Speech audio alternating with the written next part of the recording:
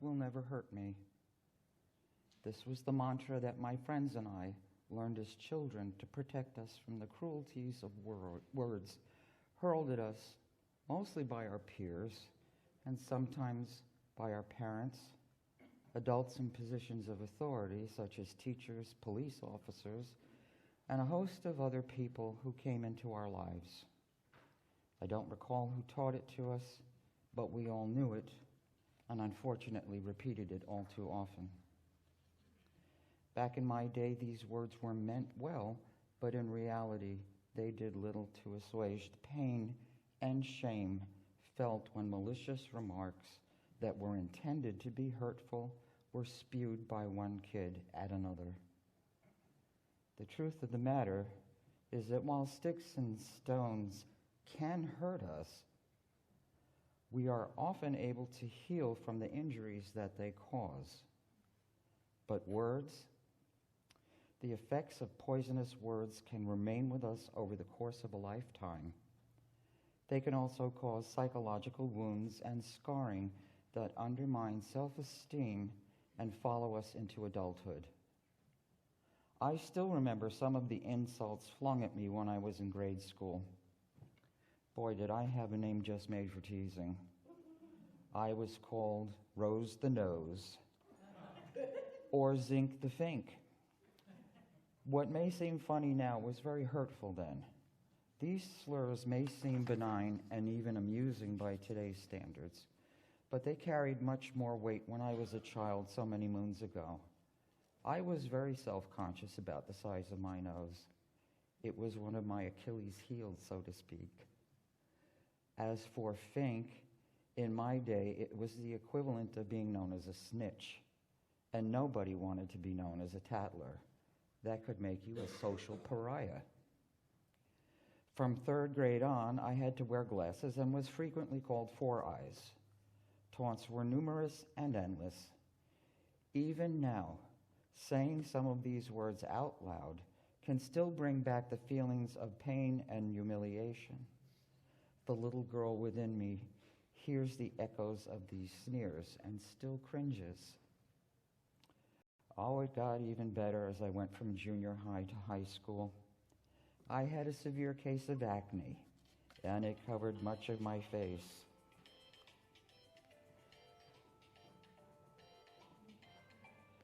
This malady is every teenager's worst nightmare, and it made my life a living hell. It was only a matter of time before the girls with peaches and cream complexions began to taunt me. My new name around school was Crater Face. So imagine this. Hormones are raging, peer insults are an everyday occurrence, and to add more to the plate, I was beginning to consciously come to terms with my sexual identity during a time when closets were deep and dark. And don't think the other kids didn't sense this as well. Because I was outstanding in phys ed, in softball, basketball, and soccer, I got labeled by those same girls who gave me that horrible nickname.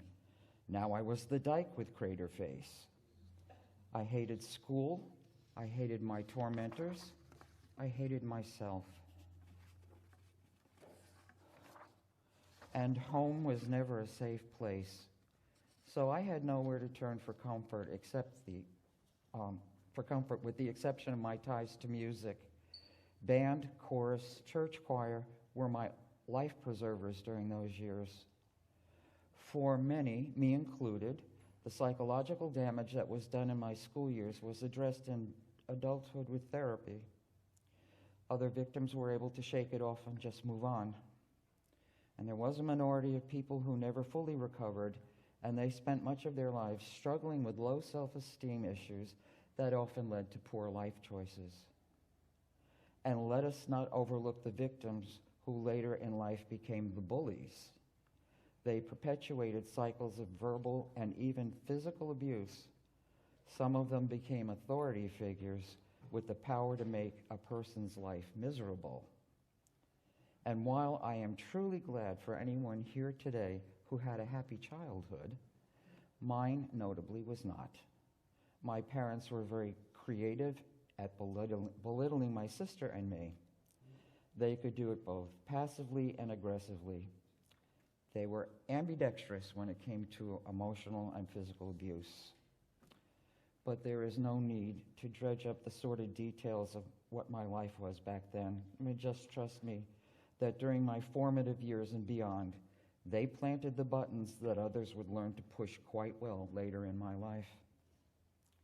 And in passing, I just want to state that there were a couple of teachers along the way who said and did things that would be grounds for dismissal by today's standards.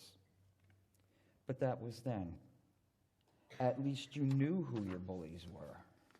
Their audiences were mostly limited to your neighborhood and to your school. Things have changed a lot since I was young, and not all for the better.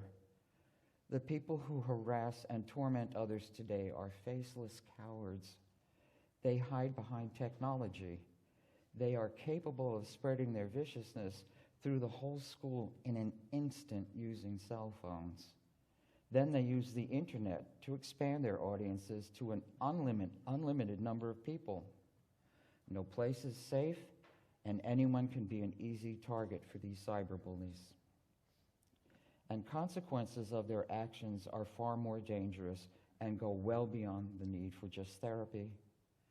For some, the anguish is too much to bear. That is why the suicide rate for children between the ages of 7 and 18 has increased dramatically in recent times. Suicide as a result of being bullied. There are no words. In 2010, an article appeared in Pediatrics Journal that stated schoolyard bullies are likely to grow up to be adults who abuse their partners. Men who were bullies in childhood are 4 times more likely to physically abuse their significant others, and at the time it was the latest study to indicate that many bullies do not outgrow their aggression.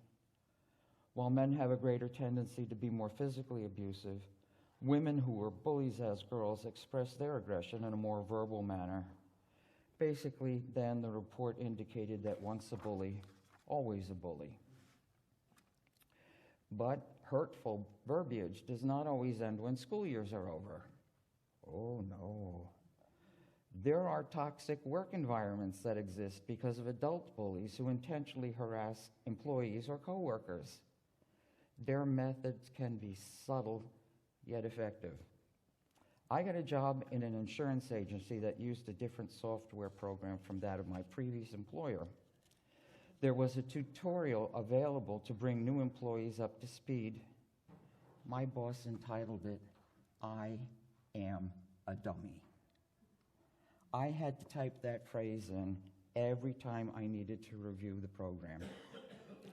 Needless to say, this was not exactly a morale booster. Even my therapist at the time was appalled. This same person would give me parameters regarding a client and then would instruct me to write a letter. Micromanager that she was, she had to see the draft and then approve it. Once she received and printed it, she would call me into her office to critique it.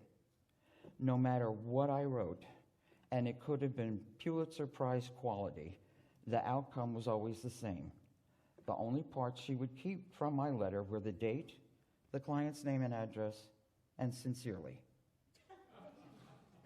Everything else was riddled with red lines with running commentary in the margins. By the time she was finished, my draft looked like it was hemorrhaging. She would then rewrite the letter and inform me that at this point in my career, I should know how to write a business letter that was precise and professional. Now, I don't claim to be a New York Times best-selling author, but I do know my way around a business letter. One sec.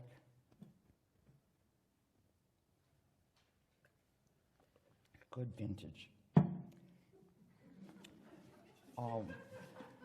One day, she called me into her office and instructed me to write a renewal letter for one of her important clients. Knowing how this would end, I decided to try a different approach. I went through the file, and I found a copy of a letter that she had previously written. Oh, yeah. I copied and pasted it with the necessary updates, then sent the draft to her for her approval.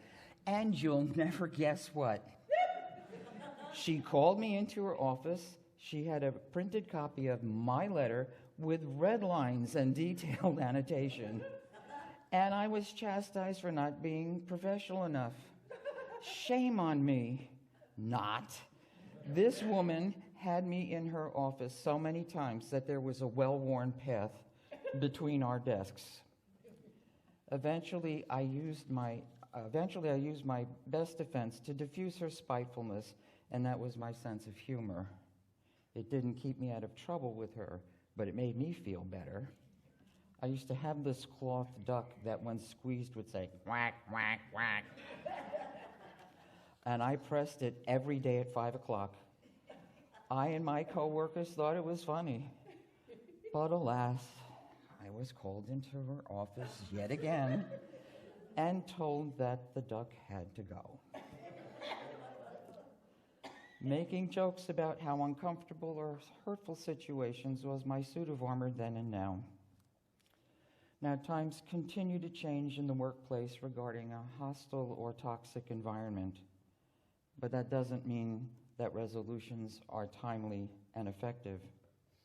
Being a person in HR today means navigating a labyrinth of rules and regulations that have become so complex and convoluted that it would be easier to walk a tightrope suspended over a live volcano during a hurricane while blindfolded.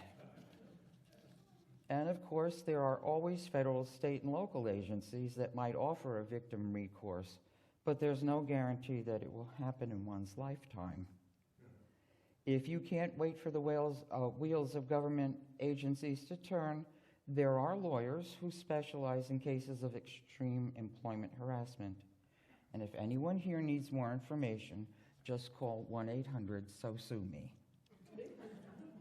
But wait, there's more. More, you say? You may be thinking, hasn't she covered the ground with enough compost? Hell no, says I. There is at least one more avenue for us to travel together, and that's down the path of negative self-talk or how to be a bully to yourself. Ever find yourself in a position where you are alone, but something you are doing, thinking, or saying out loud is not acceptable to yourself because you are reminded of the reprimands from your past? Well, maybe it's just me, but I find that I can easily pick up where all the mean-spirited people in my life left off. Want examples? Well, here's one anyway. I'm driving alone in my new home state, learning my way around when I miss my turn yet again.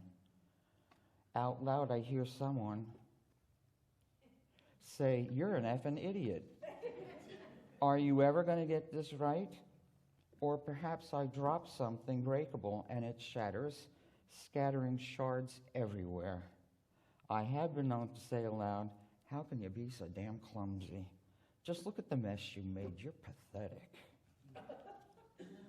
If I had put a dime in a jar every time I bullied myself since I left home at the age of 18, I could take us all out to an upscale restaurant for dinner in Europe.